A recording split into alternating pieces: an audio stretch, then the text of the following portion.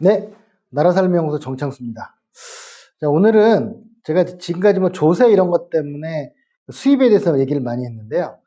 지출 쪽을 좀 얘기를 하려고 합니다.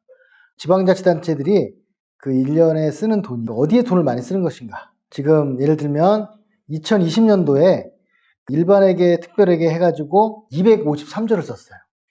그 중에 그 가장 많이 쓴 거는 어딜까요?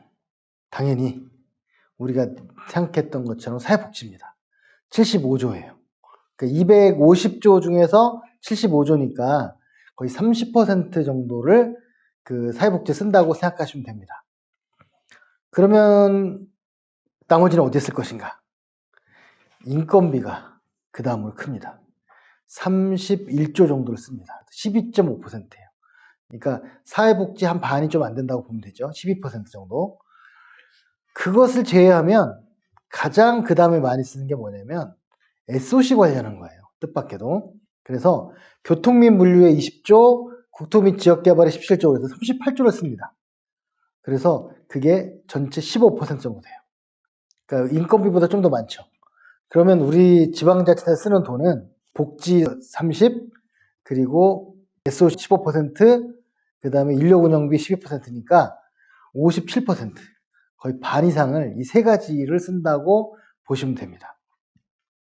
그러면 SOC는 교통 및 물류하고 국토 및 지역개발인데, 그 제가 하나하나 항목마다 설명을 드리면, 교통 및 물류는 뭐겠습니까? 교통을 해야 돼요. 먼저 도로가 있어야겠죠. 그리고 도로에만 있는 게 아니라 자동차에도 돈이 가요. 유가 환급금이라고 해서 그 화물차, 택시 이런 곳에 돈이 가고요. 그리고 도로 위에 뭐가 달립니까? 그 공공교통이 있잖아요. 버스 손실금을 대준다든가, 그러니까 운수업체 보조금이 나가요. 이런 돈들이 여기 다 포함되어 있습니다. 단순하게 도로만 닦는 게 아니라 도로 위를 달리는 자동차들에게 돈이 나간다. 이렇게 보시면 됩니다. 그런데 그 돈들이 그냥 무한정으로 늘어만 할 것이냐. 어떻게 쓰는가에 따라서도 돈의 양이 달라질 수가 있어요. 우리는 지금 양만 생각하잖아요. 예를 들면 그 지역의 시골에 가면, 농촌에 가면 거의 손님 없이 다니는 버스들 있잖아요. 이 버스 대부분이 대부분이 아니라 전부 다, 사실상 전부 다 적자를 보전해 줍니다. 밑지고 장사하는 사람은 없잖아요. 왜 그런 말 있잖아요. 그 밑지고 장사한다고 하시는 분들 있잖아요. 거짓말이죠. 어떻게 밑지고 장사해요. 다만 자기가 기대한 만큼 못 벌면서 장사한다는 얘기겠죠. 옛날에 양대 거짓말이 있었잖아요. 밑지고 장사한다는 말과 처녀가 시집가기 싫다는 말이 거짓말이라고 했는데, 요즘은 처녀가 시집가기 싫다는 말은 거짓말은 아니지 않을까. 그런 경우가 요즘 많기 때문에, 그렇다고 그걸 제낀다면 결국 이제 이 장사에 대한 문제인데요. 그래서 그들이 왜 텅텅 비면서도 차를 몰고 다닐까? 노선버스를 운영을 할까 하면 바로 거기에 비밀이 있습니다. 참고로 그런 버스나 택시가 상속된다는 거 아세요? 택시도 상속되죠. 당연히 개인 택시가. 마찬가지로 버스도 노선권이 버스 회사의 그 재산인데 상속이 돼요. 이 버스 회사 중에는 뭐 유명 정치인을 배출한 사람들도 많이 있잖아요. 경기도의 남모 전 지사 같은 분들도 집안이 버스 회사 아닙니까? 그런데 예전에는 떼돈을 벌었죠. 70년대 개발연대 시절까지는 적자를 보전해 줄 필요도 없었어요. 너무 손님이 많아가지고. 하지만 90년대로 넘어오면서 자기 차들이 생겼잖아요. 그러면서 대중교통을 이용하는 게 줄어들면서 적자가 생긴 거예요. 그러면 시장 원리에 따라 그게 없어지는 건 아니고, 왜냐하면 대중교통이 있어야 되니까 그 적자를 보전해주는 준공영 제도가 생겼습니다. 근데 저는 그게 준공영 제도가 아니고요. 사실은 그 우리 민자투자사업 하듯이 보조금이라고 생각합니다. 아다르고 어다른데 버스에서는 보조금이에요. 그러다 보니까 이게 처음에 약간 적자가 있던 걸 메꿔주는까지 논리가 됐는데 나중에 거의 다 적자한테 돈이 나가는 거죠. 그래서 이걸 어떻게 혁신해 보자라고 나온 것 중에 하나가 100원 택시. 원래는 공짜 택시였는데 이게 이제 공짜면 선거법에 위반된다고 해가지고 100원 받고 1000원 받고 하면서 택시를 운영을 해요. 그래서 저기 나주에서 시작했다가 실패하고 서천, 아산 여러 군데서 퍼지고 있는데요. 뭐 그렇게 한다고 해요. 뭐 한 달에 4번 정도 타는 티켓을 준다든가 여러 가지 방법을 씁니다.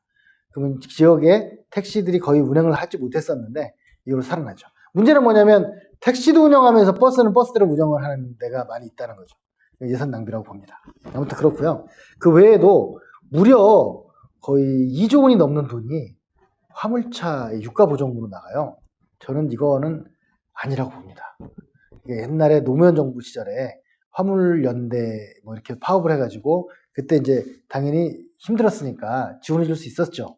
근데 이게 20년 가깝게 유지가 된다는 건 말이 안 되죠. 1년에 2조씩 20년에 얼마입니까? 40조 넘게 나간 거예요. 차라리 저는 공짜나 아니면 세금 혜택이 하는 기름들이 있거든요. 이게 다 여기 세금에 들어가는데 그 중앙정부에서 나가죠. 저거 농업 면세유, 화물차에 관한 유가 보정 이런 거를 차라리 화물차 운전사들과 농민들한테 돈으로 주고 그걸 가지고 기름을 사서 쓰시든가 딴 데 쓰시든가 결정하시라고 하면 제가 볼 때는 얼마나 아끼겠습니까, 기름을. 근데 지금은 딱 돈을 정해서 주니까 그 돈 남기면 손해잖아요. 바보죠. 그래서 마구 쓰는 것들이 생겨나고 있습니다. 그래서 아무튼 이 교통 및 물류는 도로가 우선인데 요즘 뭐가 다시 등장했냐면 철도가 등장을 한 거죠. 지하철, 철도 이런 게 등장을 해서 최근에도 제가 사는 그 강북구에 우이경전철이 있습니다. 서울에. 이 우이경전철이 큰 적자라고 해가지고 뭐 이게 파산하느냐 뉴스가 나오기 시작했어요. 뭐 제가 꼭 그 지역 주민이어서 그렇게 얘기하는 건 아니지만 참 되게 재밌는 게 뭐냐면 이 경전철 노선별로 저 적자인 곳이 파산이 된다면 지금 남아있을 저 노선이 몇 개나 되겠습니까? 아마 제가 볼 때는 예를 들면 노선이 10개 있을 때 적자가 5개고 흑자가 5개라고 쳐도 적자 5개를 없애잖아요? 흑자 5개가 남을 것 같죠? 이곳을 타시지 못하기 때문에 이것도 못하는 사람들이 늘어나서 이곳마저도 적자가 될 거예요. 이런 종합적으로 우리가 대중교통을 바라봐야 되고요. 그리고 대중교통을 그럼 타지 않고 자기 차를 몰고 다닌다거나 했을 때 도로를 더 많이 놔야 되거나 체증이 일어나니까 아니면 또 그 비용, 기름을 많이 써서 환경을 오염시킨다든가 하는 문제까지 고려하면 좀 단순하게 그 하나만 놓고 볼 일은 아니다라고 생각합니다. 참고로 우이경전철 같은 경우에는 처음에 민자사업체가 부도가 나가지고 중단됐다가 다시 재정사업으로 했어요. 재정사업으로 했으면 그냥 직영을 하면 되잖아요. 다시 또 민자로 바꿔가지고 다 지금 파산 논의가 나오고 있다고 합니다. 그래서 이런 문제를 교통 및 물류 쪽에서 보셔야 되는데 그렇다고 해서 무조건 또 철도를 놔야 되느냐는 또 우리가 용인경전철을 바라보면 용인경전철은 1년에 수백억 원의 적자를 지금 보고 있거든요. 저는 차라리 거기는 폐쇄하는 게 좋다고 생각합니다. 왜냐하면 그 용인경전철이 지금 다니는 곳이 사람이 잘 안 사는 곳이에요. 사람이 많이 사는 곳은 건설비가 많이 든다고 또 건설을 안 한 거예요. 참 어이가 없는 이제 계획이었는데요. 아무튼 지금 용인경전철은 지금 용인 시민조차도 지금 착각을 하고 계시더라고요. 그 빚을 갚아버렸어요. 처음에 진 빚을. 그러니까 마치 돈이 안 들어가는 거라고 생각을 해요. 그리고 지금은 적자를 일상적인 일반 회계에서 전입을 하고 해결을 합니다. 이것이 적자에도 운영을 해야 될 필요는 있겠지만 실제로 얼마 정도 돈이 들어가는지는 한 번 더 살펴볼 필요가 있습니다. 그래서 지금 특히나 지역에서 교통이 큰 문제가 됐고요. 그 다음에 국토 및 지역 개발은 도시공원이나 내지는 도시 재생을 할 때 주로 합니다. 근데 여기는 당연히 수도권과 비수도권의 문제가 있어요. 참고로 비수도권에서 도시 재생을 해서 나름대로 성공했다고 보는 곳이 문경에 있는 점촌이라는 곳이랑 함안이라는 곳이 좀 성공을 했다고 전문가들이 이야기를 하고 있습니다. 그러다 보니까 어떤 문제가 생기냐면 문경시 안에 점촌읍이 있고 문경읍이 있는데 신시가지가 문경 쪽에 있죠. 그쪽에 빈집들이 다시 생기는 그런 현상도 일어났다고 합니다. 그리고 지금 우리나라에서 가장 큰 이 국토 및 지역개발 도시 문제에서의 핵심은 도시공원 문제예요. 도시공원이 여전히 우리가 다른 나라에 비해서 공원의 면적이 매우 적습니다. 1인당 면적이 지금 정부 주장은 8제곱미터인데 환경단체 4제곱미터라고 해요. 1인당. 시지역 주민 1인당. 그런데 OECD 평균이 20제곱미터예요. 그러니까 우리가 건축이나 이런 게 획일화돼가지고 아파트가 많아가지고 도시가 황량해 보이는 것도 있지만 사실은 공원 면적이 적어서 그런 것도 있다 하는 그런 말씀을 드리겠습니다. 그 다음에 지금 이런 교통 문제와 그 다음으로 지금 크게 주목되고 있는 게 환경 문제입니다. 환경 예산이 25조가 지금 쓰고 있어요. 지자체에서. 엄청나죠? 25조. 그러니까 환경하고 아까 SOC 합치면 거의 복지 예산하고 비슷해요. 무슨 환경을 이렇게 많이 할까? 우리나라가 환경에 관심 있었고 산을 지킬까 뭘 할까 하지만 환경 예산의 대부분은 하수관과 사업입니다. 하수관을 건설하는 걸 환경으로 분류해놨어요. 왜냐하면 물이니까. 근데 이제 문제는 하수관이 거의 다 완공이 된 거예요. 그래서 이 돈이 많이 남게 됐어요. 그래서 지금 현재 지자체마다 상하수도 관련한 특별회계의 돈이 많이 남아있는 상태고요. 또 하나 문제는 뭐냐면 환경에 하수관과가 제일 컸었는데 지금 이거를 아주 맹렬한 속도로 크게 증가하는 게 있어요. 뭐냐면 쓰레기 문제입니다. 지금 우리 기후변화 관련해서 이 탄소 중립을 하려고 하면 가장 원천적으로 해결해야 될 문제가 저 쓰레기 문제인데요. 특히 수도권은 2025년부터 직매립이 금지됐거든요. 이거를 지금 심각하게 생각하는 분들이 없어요. 어저께도 제가 어떤 모 고위공무원을 만났는데 시장님이 에이 저러다가 저기 김포 매립지가 다시 문 열겠지 라고 생각한다는 거예요. 지금 그런 상황이 아니거든요. 왜냐하면 김포 매립지가 인천의 김포 매립지거든요. 인천 안에도 지금 매립장을 하나 더 만들려고 했는데 주민들의 반발 때문에 못하고 있어요. 매립장 갖고 있는 인천도 못 만드는 매립장을 어떻게 되겠습니까? 결국은 제가 볼 때는 25년, 4년밖에 안 남았는데 쓰레기 대란이 지금 예고되고 있습니다. 그러면 이거를 어떻게 할 거냐? 지금 서울의 자치구들은요, 한 자치구마다 그 300억, 400억씩 쓰레기 예산이 지금 들어가고 있어요. 처리하는데. 그래서 여기서도 지금 굉장히 관심을 많이 가져야 되고요. 그 다음에 많이 들어가는 거는 이제 농림해양수산이 그 15조가 들어갑니다. 6%.